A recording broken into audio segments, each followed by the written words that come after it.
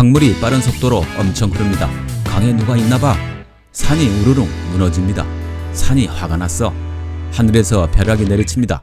하늘에 있는 누군가가 노한 거야. 보이시나요?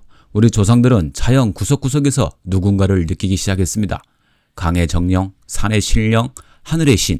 바로 여기서 인류 최초의 종교 애니미즘이 싹 틉니다. 그리고 이것이 훗날 신이라는 개념의 씨앗이 되죠. 인류의 종교는 이런 식으로 아주 소박한 느낌과 생각에서 출발하게 되는데 훗날 처음으로 조로아스터교처럼 종교하고 추상적인 개념으로까지 발달하게 됩니다. 뭔가 있겠지, 누가 뒤에서 조종하겠지라는 카더라가 존재하지도 않고 보이지도 않는 대상이 점점 뚜렷한 형상과 의지와 그리고 세상을 주관하는 행위자로 정교하게 다듬어지고 그러한 추상적인 관념이 인간 세상을 지금까지 지배하게 됩니다. 그리고 또 다른 종교의 씨앗이 된 장면을 한번 떠올려 보겠습니다. 생존 본능에서 시작된 진화의 결과입니다. 10만 년 전 아프리카의 어느 깊은 밤, 우리의 조상은 정글 한가운데 웅크리고 있었습니다. 모닥불은 이미 꺼졌고 눈앞에 칠흑 같은 어둠뿐입니다. 그때 덤불 속에서 무언가 바스락거립니다. 숨이 멎습니다. 심장이 갈비뼈를 두드립니다. 머릿속엔 단 하나의 질문뿐입니다. 저건 그냥 바람일까? 아니면 나를 노리고 있는 호랑이일까? 자, 여기서 당신에게도 0.5초의 시간이 주어집니다. 판단하세요. 만약 그냥 바람이었는데 펄떡 일어나 도망쳤다면 조금 우스울 뿐입니다. 머쓱하게 다시 앉으면 그만이죠. 하지만 호랑이였는데 에이 바람이겠지 하고 가만히 있었다면 그 순간 당신의 목숨은 지구상에서 영원히 사라집니다. 바로 이겁니다. 자연은 겁 많은 조상을 선택했습니다. 소리 하나에 100번을 놀라 도망치더라도 진짜 호랑이를 딱 한 번 피하는 내가 살아남았으니까요. 생존을 위해서 보이지 않는 소리 그리고 느낌에 본능적으로 무조건 피해야 한다는 감각이 발달하게 됩니다. 도박을 하지 않는 것이죠. 그리고 우리의 뇌는 아주 오래된 그리고 아주 이상한 습관을 하나를 갖게 됩니다. 확실하지 않으면 일단 누군가가 있다고 치자. 그리고 피해라. 바람에도 그림자에도 어둠 속 모든 곳에 의도를 가진 무언가를 집어넣는 습관. 살아남기 위한 그리고 생존을 위한 지극히 합리적인 착각이었죠. 그런데 말입니다. 만약 바로 이 사소한 생존 습관이 수만 년의 시간을 건너 인류 최초의 신을 탄생시킨 씨앗이었다면 믿으시겠습니까? 이러한 씨앗에서 지금 우리가 알고 있는 거대하고 무서운 종교들이 만들어지게 됩니다. 그런데 말입니다. 이런 생각 한번 해보셨나요? 지금 우리가 알고 있고 당연하게 생각하고 있는 개념들, 천국과 지옥, 최후의 심판, 그리고 인간을 유혹하는 사탄이라는 존재, 우리에게 너무나 익숙한 이 개념들은 대체 언제, 어디서 처음 생겨난 걸까요?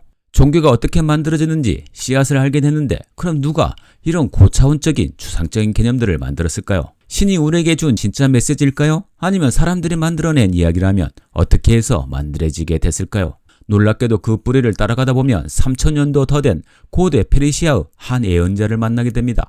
바로 조로아스터입니다. 조로아스터는 지금 이란 땅에서 살았던 인물입니다. 정확한 시기는 학자마다 다르지만 대략 기원전 1200년 무렵으로 봅니다.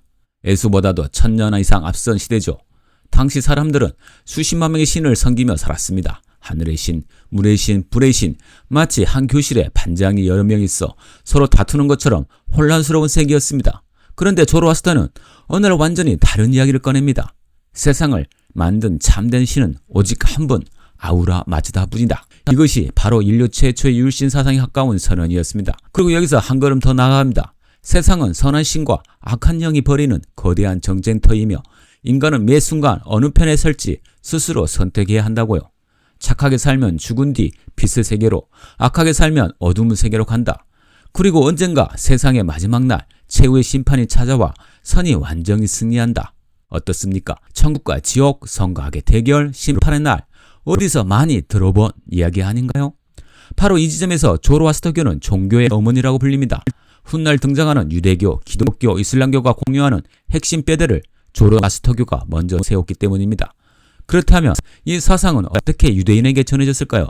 여기에 극적인 역사적 사건이 등장합니다. 기원전 586년 유대인들은 바빌론 제국의 나라를 잃고 포로로 끌려갑니다. 이른바 바빌론 유수입니다.